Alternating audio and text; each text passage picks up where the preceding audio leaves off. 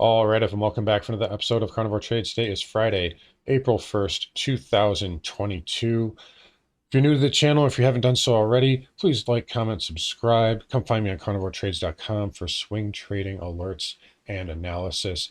Anyways, spiders here. We got that first of the month pop we were talking about. I said there's a good chance we could gap up in the morning or at least have some type of a green move in the morning. And you see the hedge funds just sold right into all those pension funds, retirement accounts, stuff like that. That first of the month money flow usually results in some type of a move the first thing in the morning on the first of the month, and that's kind of what we saw here. And then some selling here, a little bit of controlled selling, not a terrible pullback pattern here on the spiders. We'll take a look at the daily in a minute. And overall, markets look okay at the moment. We are fading a little bit here into the final hour. But overall, spiders basically flat, now getting a bit up here. There's not a lot of volume out here. We were down a little bit more than 0.5% at one point, and I tweeted this out. One of the things that kind of suggested that we, was kind of contradicting the sell-off was you got the IWM here, you can see was green pretty much all day long. So you have that. Tesla was green all day long. Just flattish now, but it was green during the deepest part of the sell-off. We had UVXY not taking out yesterday's highs, the VIX not taking out yesterday's highs, and Bitcoin also green. And we'll cover Bitcoin a little bit later, obviously. But so you have these risk-on sort of assets bidding up and in the green on a day where the market was red. So that suggests we probably weren't going to sell off too heavily. And that looks to be the case right here. Again, market's pulling back, got a bid off the lows around lunchtime, and now pulling back here. It's around 3:30. So we'll see what we get into the final hour. Maybe they dump it a little bit, but either way, the daily chart pattern is not terrible here for the spiders. And, again, we knew the markets were overbought.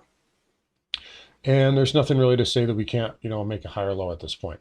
The one thing I will say that is a negative right now for the markets here, take a look at the weekly. I don't not really in love with this weekly candle.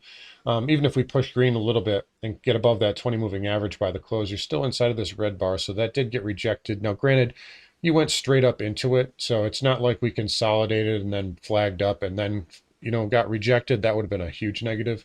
So you went straight up into it. So of course it was going to be resistance. And again, nothing to say we can't make a higher high, but that is a little noteworthy. That's not the greatest look there on the weekly. Same thing with the triple Qs going up into this 20 and 50 moving average and then pulling back pretty nicely after hitting those pivots and getting in the upper range of that red bar. So again, though, came straight off the lows, no pullback. So of course it was going to be, a major resistance level. But just one thing to point out there, on the weekly is you did run into quite a bit of resistance.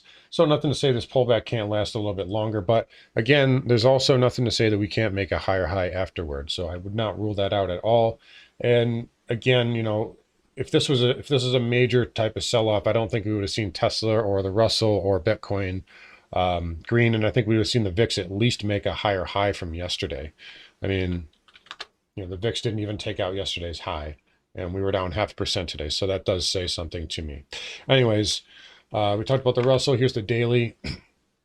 Pulled back yesterday, filled that gap. Now just kind of hanging in here. We'll see what we get next week. Maybe it has to come back and test these moving averages. Overall, it's hanging in there. I don't like the weekly, though.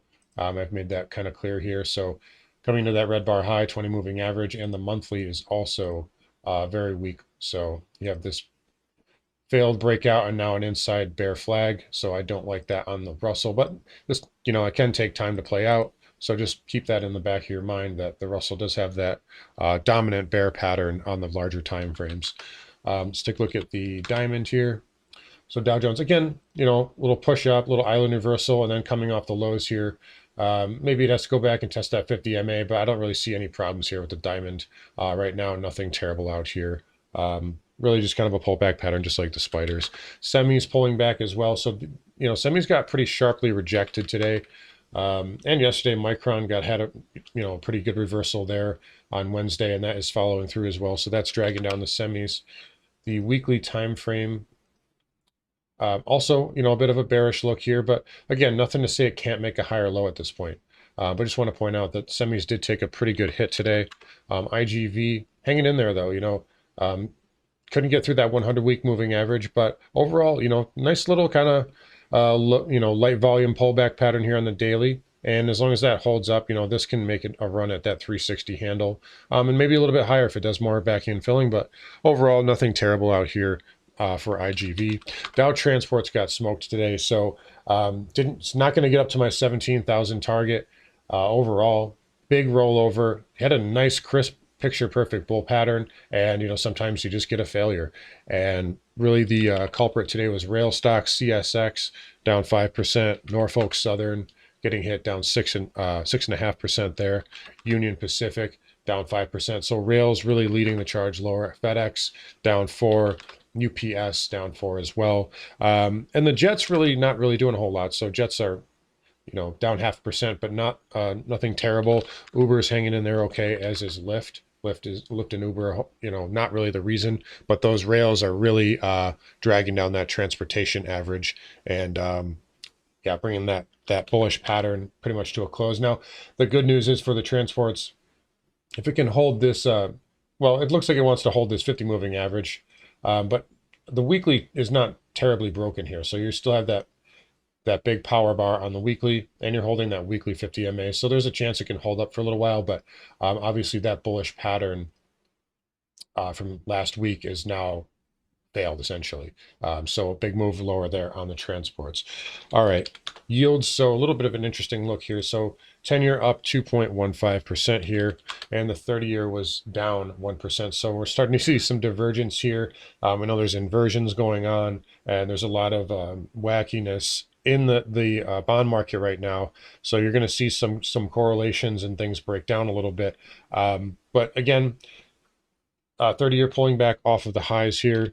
So money going into the long bond, and then a little pullback there in the 10-year, but still really elevated and still holding trend. So there's nothing to say this can't go higher. Again, it is overbought. Doesn't mean it can't do some backing and filling. But yeah, just what a move here for treasuries overall.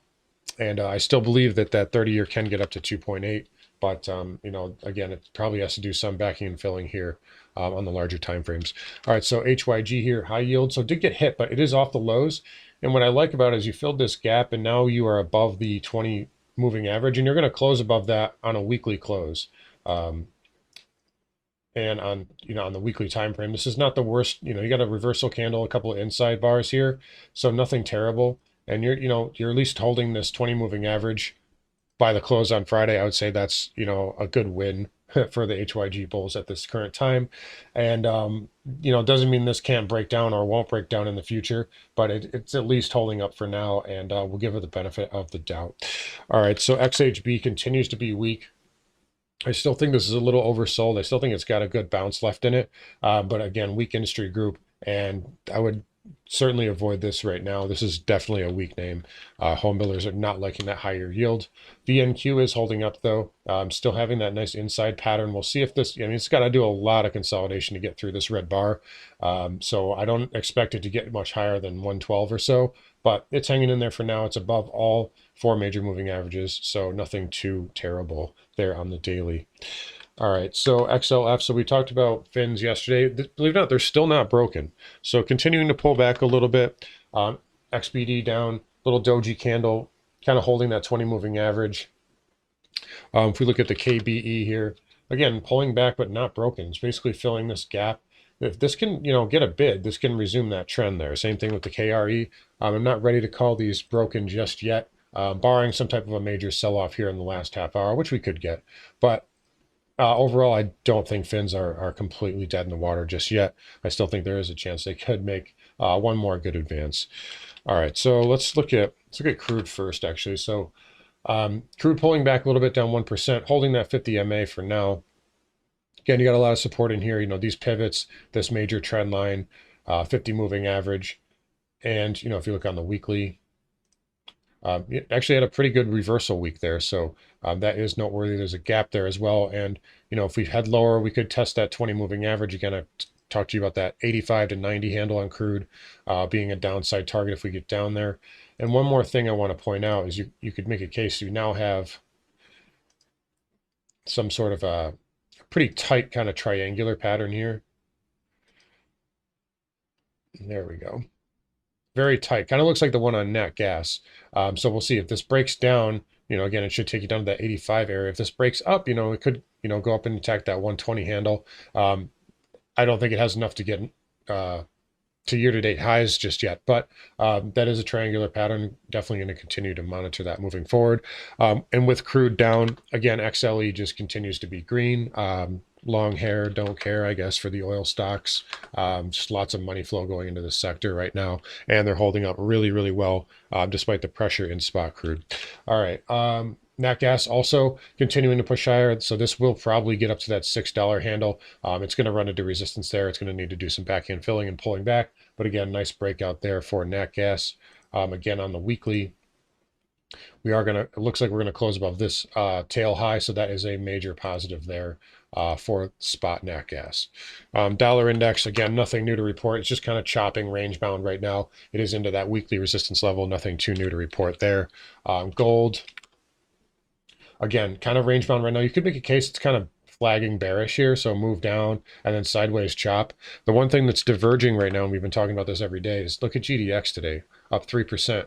So getting a huge bid off of the lows. Silver, spot silver, also looking kind of weak here. You can make a case this is, a bit of a kind of pullback pattern-ish. Just draw this in.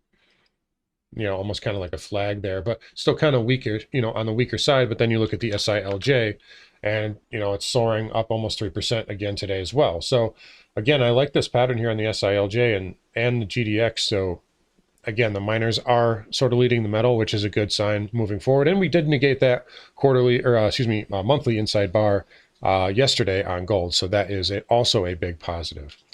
All right, so platinum and palladium, nothing too new to report here, just kind of flattish, still just kind of hanging in there after that big sell-off there. And copper, it's trying to kind of flag up here a little bit. And, not a terrible look. So move up, and now you're starting to go sideways. That's what it's going to have to do if it's going to attack that $5 handle again. But it has a lot of work to do to get up there, in my opinion. Anyways, let's flip over to crypto.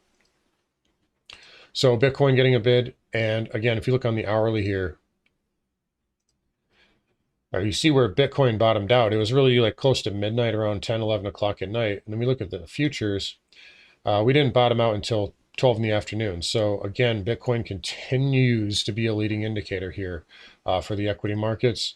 And, the fact that we reversed higher on Bitcoin and we sold off this morning on, in equities, and then we're able to come off the lows, again, suggests that, Bitcoin is still leading. And, we're going to continue to use this until it breaks. But again, upside target, this is major, major resistance. But you did have a little pullback pattern, so maybe you can make a higher high. I don't think it can get through this, though, personally. Yeah, again, maybe it has a pierce above 50. That would be an excellent bull trap, in my opinion. I don't think it gets through this at this current time. And ultimately, we look at this weekly chart here. This is still kind of, you can make a case this is still kind of bearish chop. So overall, Bitcoin hanging in there, but it's in a weaker technical position unless you can manage to confirm above this trend line. Ether also having a nice day here, nice pullback, trying to make a higher high right now, but it's got a wall up here, so just be aware of that. All right, guys, I'm gonna wrap it up here. Let's take a look back in at the spiders.